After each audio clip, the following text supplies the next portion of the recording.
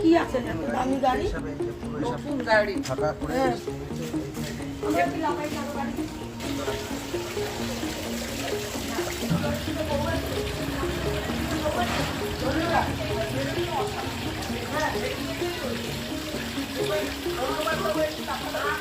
কালকে রাতে আমরা খেয়ে দিয়ে ঘুমাতে যাব, মানে আমরা মোটামুটি শুয়ে পড়েছি।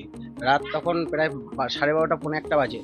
তৃণমূলের কিছু হারমাত বাহিনী, যারা প্রত্যেক বছর পঞ্চায়েত ভোটেও আমার বাড়িতে হামলা চলেছে, এই অ্যাড্রেসটা যে আছে এগুলো ভেঙেছে, এবং কালকে রাতে আমরা ঘুমাতে যাব সেই টাইমে এসে ব্যানার পোস্টার সব ছেঁড়াছিঁড়ি করছে। তো আমরা জানি ওরা হয়তো জিতেছে, আনন্দে করছে এগুলো মদ খেয়ে।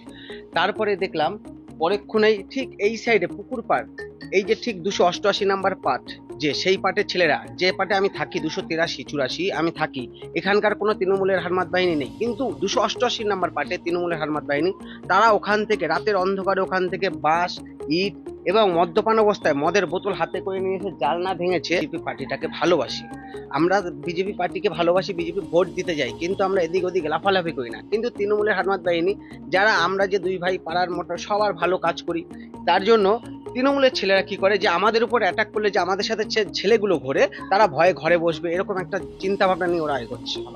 আসলো লাঠি ছোটা নিয়ে এসে জানলায় মারে, ইট ভাঙা, ইট ছুঁড়ে মারছে, মদের বোতল ছুঁড়ে মারছে। যখন তেড়ে বেরিয়েছি তখন সব দৌড়ে পালিয়েছে।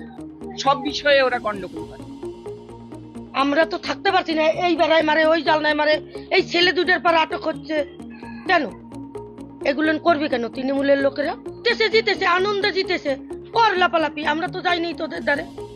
তাহলে এইগুলো না, আমাদের ছেলে মেয়েও তো ঘুমাতে পারছে না, আমরাও ঘুমাতে পারছি না। আমার বর তো কাঠ রাখছে ঘরের সামনে, আমার বরে ঘরে ভিতর রুকে মারতে গেছে 2বার। আজকে আমার বর হাটের মানুষ, যদি আমার একটা ছেলে থাকতো তাহলে উনি ঘুরে যেতে পারতো। আমরা যখন থাকি না তখন এই আতঙ্ক করে, কেন করে এগুলো?